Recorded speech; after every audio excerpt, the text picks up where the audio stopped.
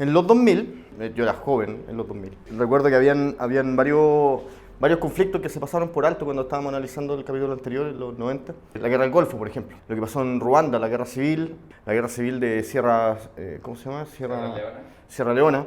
Esos conflictos nos vienen a recordar que la humanidad sigue siendo una mierda, que a pesar de todos los avances tecnológicos, siempre nosotros nos ingeniamos astutamente de cagarla. Pasa con una película de Danny Boyle. Danny Boyle es un artista que viene de Europa, es londinense.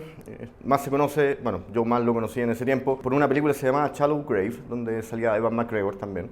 Era bastante entretenida, pero era un thriller, sí, con un peso narrativo, no con un peso social importante. Después hizo Trainspotting. En Trainspotting, claro, muchos nos sentimos identificados por la rebeldía de estos jóvenes también, y como un grupo de drogadictos se adaptaba con una mirada más reflexiva de por qué seguían este camino. Danny Boyle con Ewan McGregor se alejaron cuando salió La Playa, The Beach, que la protagonizó DiCaprio.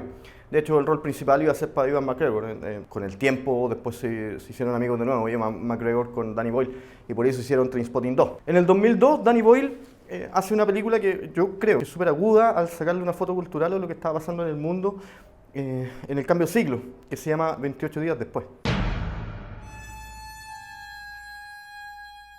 28 días después es una película que me parece que es muy ad hoc, porque cuando sale este capítulo vamos a estar en vísperas de Halloween.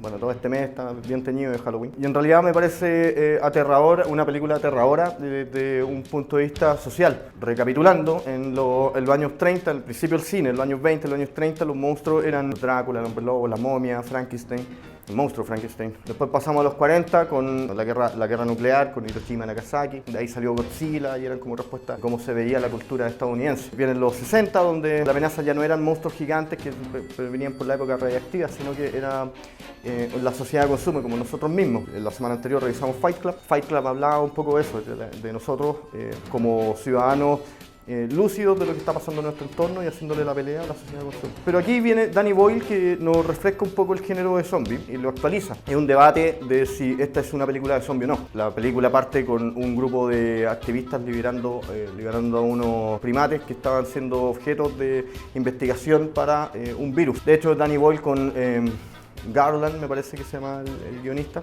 investigaron todo, cuál era el virus más efectivo para narrar una historia así. Aterrizaron en el ébola y en otra enfermedad que no recuerdo cómo se llama, pero que era de transmisión sanguínea y que te provocaba fiebre y te hacía sangrar externamente.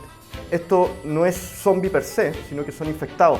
Todos los actores que salen como infectados son atletas, porque el director Danny Boyle le interesaba una intensificación de nuestra propia naturaleza y la intensificación de la rabia o la ira en torno a la sociedad. La película fue una de las primeras que hicieron en digital. Lo digital en ese tiempo, a principios de los 2000, ofrecía mucha más flexibilidad como para filmar las escenas más complejas. En este caso, pararon calles enteras de Londres para filmar la desolación del resultado de esta infección provocada por estos estudios. El escenario de Londres, como se veía en digital, era mucho más efectivo filmar, porque con una cámara de 35 milímetros la preparación es diferente y es mucho más exhaustiva al momento de filmar. No es llegar, perder las cámaras y tener un monitor, no. Es un proceso mucho más complejo. El medio de digital lo justifica Danny Boyle por una perspectiva de flexibilidad en cuanto a las tomas y a las locaciones que tenían para filmar. Y por otro lado también le da un tinte más de realismo.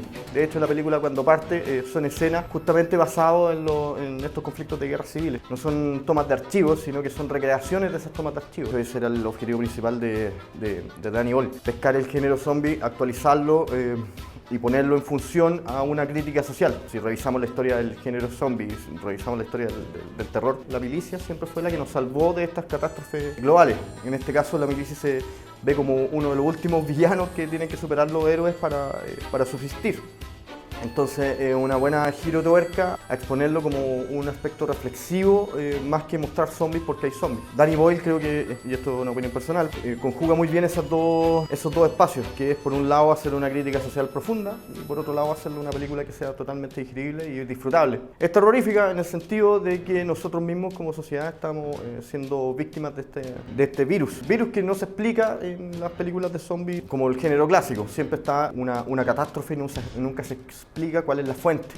Y eso es porque no requiere explicación el hecho de que nosotros como sociedad estamos realmente podridos y que, bueno, que somos zombies en vida.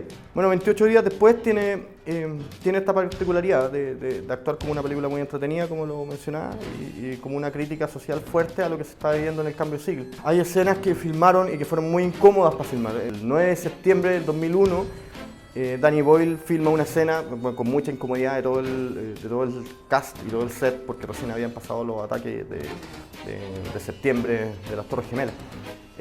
Y justamente esa tarde estuvieron filmando una escena que consistía en una celebración de los personajes principales. Pero 28 días después se ve que estos directores también pueden hacer una contribución seria al cine de terror. Infectados, zombies o poseídos representan un aspecto social y cultural en función a los personajes principales que están tratando de sobrevivir en un mundo donde no hay ni Dios ni ley. Entonces también es un estudio sociológico interesante de cómo nosotros como sociedad nos vamos conformando desde los cimientos y cómo la política va influyendo en cómo vamos formando nuevas comunidades.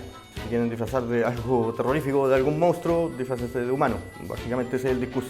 28 días después, Danny Boyle, una buena actualización del género zombie. Son películas que van pescando el género zombie, que es un género muy potente, y lo van actualizando y poniéndolo en contexto en base a una sociedad.